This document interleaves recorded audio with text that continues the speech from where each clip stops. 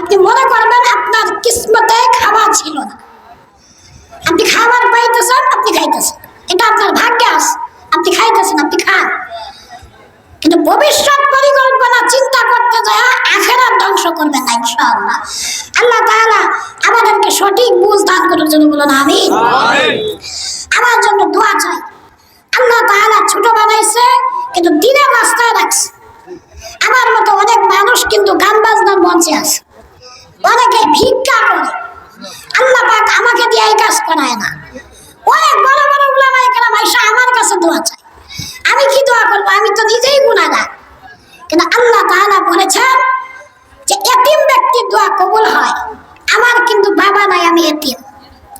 আল্লাহ বলেছেন যারা সফরে থাকে তাদের দোয়া কবুল হয়। আজকে তো আমি সফরে আছি, মুসাফির। আল্লাহ বলেছেন মাজুর ব্যক্তির দোয়া কবুল হয় যারা শারীরিকভাবে সুস্থ না। আল্লাহ তো আমাকে মাজুর বানিয়েছে।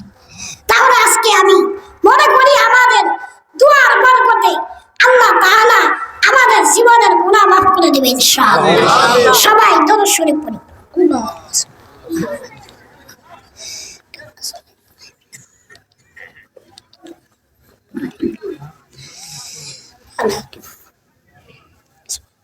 বলবেন আপনার কি বলা শেষ?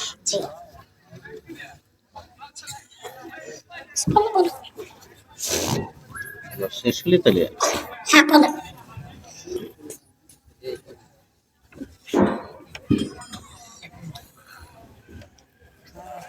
বিসমিল্লাহির রহমানির রহিম।